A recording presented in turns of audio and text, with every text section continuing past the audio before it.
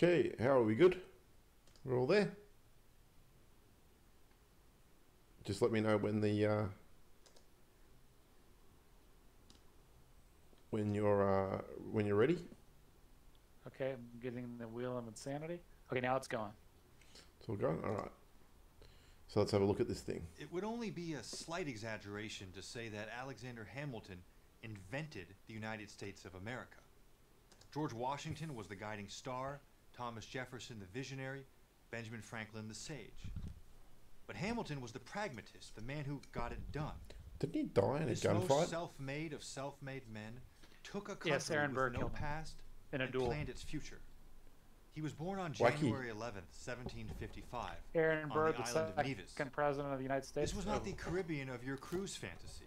Killed him in a Quite the duel. I contrary. forget what the duel was about. As Ron Chernow writes in his biography, Vice of President, Hamilton, was he? while other founding fathers were reared in tidy New England villages, I or don't know if cosseted on he baronial was Virginia vice. estates, Aaron Burr was the second president of the Hamilton United grew States. up in a tropical Oh, okay. hellhole. Sugar plantation slave auctions were a regular feature of island life. The spectacle, buyers swinging branding irons as they surveyed the human merchandise, made a permanent impression on Hamilton. He was a fierce abolitionist his entire life. Abandoned by his father at an early age, his mother died of yellow fever when he was 14, leaving the teenage boy destitute. A local judge had to buy him shoes so that he could attend her funeral. He soon took a job as a clerk for a local merchant. Before long, he was running the business, coordinating shipments of mules and codfish, calculating currency exchanges, and advising sea captains on how to deal with pirates. It was an unmatchable apprenticeship in trade, credit, and commerce. In 1773, he arrived in New York to attend King's College, the forerunner of today's Columbia University. Swept up in the revolutionary fervor of his adopted country, he dropped out to join the Continental Army. He quickly came to the attention of George Washington, who made him a staff officer. The sonless Washington called the fatherless Hamilton "my boy." Fellow officers later remembered, "Call Colonel Hamilton," as Washington's instinctive utterance when important news or Just paused it for a second. They'll probably cover this soon, but didn't he become... was he running against Jefferson? Was it Jefferson that he was running against? I don't remember. He was never. He was never president. He was. Yeah, I know that. I thought he ran for I president think he against was like Jefferson. Secretary of Treasury. Or Treasury? something? Yeah, that rings a bell. Yeah. But But he's one of the few. What is he on the $10 bill? He's one of the few non-presidents who is. yeah, well, he's not one of. I guess you have. Let's see. You have. I know all the Veteran, I think just about all the Federalist papers that Shapiro analyzes are his, like the vast majority of them. Right. So I believe Hamilton was a pro-federalist. yeah, it's very interesting the way that all was analysed and everything in your history, the way they really thought about it type thing, and the whole idea of a representative republic and everything is a lot of people don't really. He's the one who advocated for a democratic republic because the common man didn't know enough about the topics of the day, didn't have enough education, so he felt that it would be better we elect a representative who is smart enough to understand things and is learned enough, and then that representative makes the decisions for us, votes for things, on our behalf, which is the republic part. Yeah, well, that's what he talks about, the balance of power and everything a lot, Right. which is interesting. But the fact that he died in a gunfight like that's pretty crazy. Yeah, it's kind of a stupid. It's kind of a ridiculous thing Well, to happen. Tragedy. The jewel. Yeah. Something. Anyway, we'll keep going. arrived. As Washington's trusted aide, he was involved in every aspect of running the war, including actual fighting where he distinguished himself on multiple occasions. But more than anything, it was his dealings with the weak and indecisive Continental Congress that shaped his political views. The problem with Congress, in Hamilton's view, was that too few members took the idea of nationhood seriously. They quarreled over their narrow interests rather than uniting over the national interests. As the war was winding down, Hamilton laid out the choice before the country in a widely read 6-part essay. We could become a noble and magnificent federal republic, he wrote, closely linked in the pursuit of a common interest, or we could stumble ahead as a number of petty states with the appearance only of union. It was clear where Hamilton stood. The speed by which the United States became a unified nation with a cohesive federal government is largely a result of his tireless efforts before, during, and after the Constitutional Convention. Washington named Hamilton, still only 34, to be the first Secretary of the Treasury. He served in the post for almost 6 years. His task was nothing short of Herculean.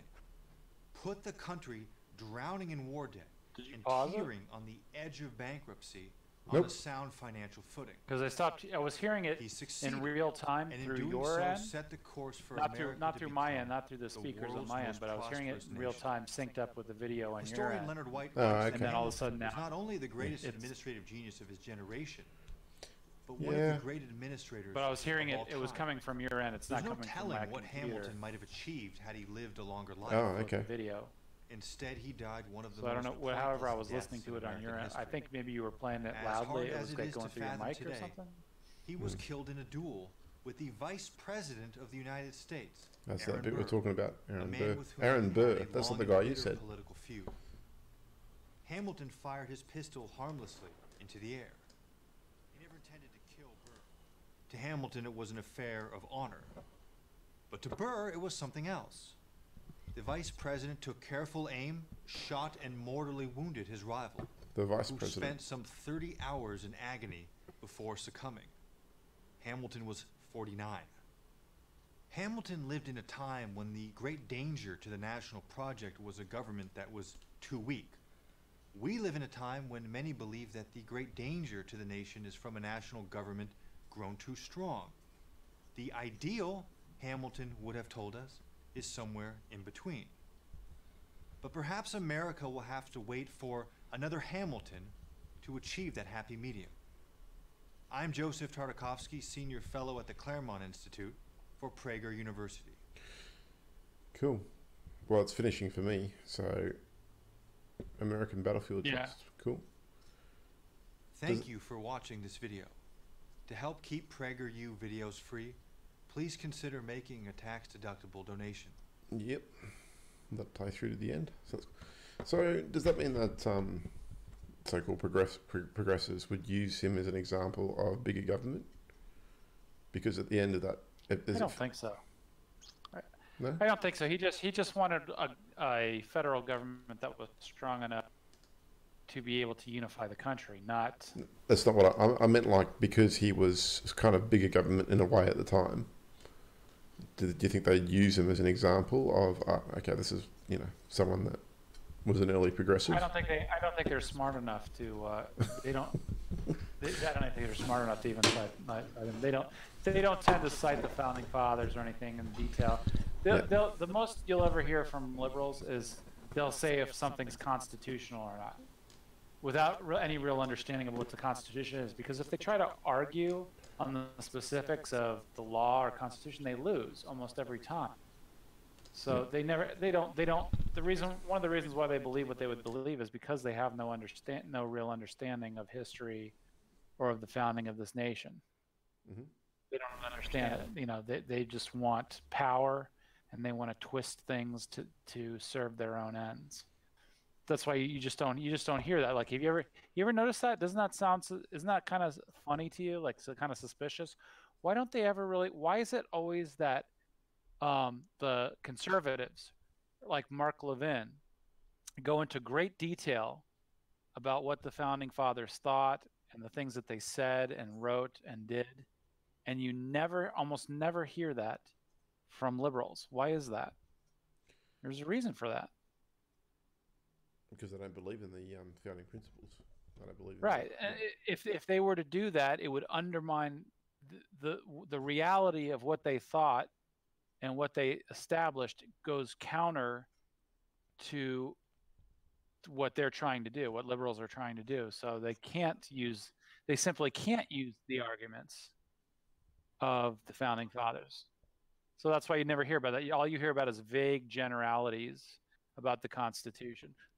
About abortion, they'll say, "Oh, it's in the it's in the Constitution." It's like, well, where is it in the Constitution? What are you talking about? Don't they use some right to privacy clause? Which amendment is that?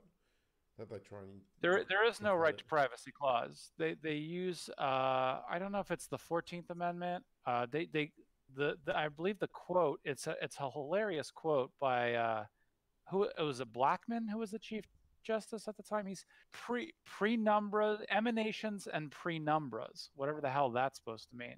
Coming from the Constitution, that's what gives us a right to privacy. It's a completely convoluted, nonsensical uh, definite or explanation of how we get privacy, or and I even like privacy. What does that have to do with an abortion? Like, even if we have a right, let's say we have a constitutional right to privacy, it has nothing to do with abortion.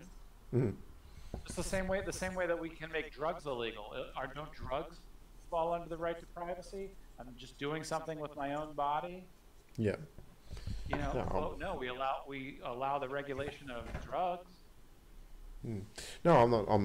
I'm saying that I thought that was what they try and quote with like Roe v. Wade and things. It's not, what they just say is not even that. They can't even really do that. They just basically just say it's a constitutional right, even though it really isn't a constitutional right. They just say it's a again, any detailed examination of the actual Constitution Yeah. makes their arguments fall apart.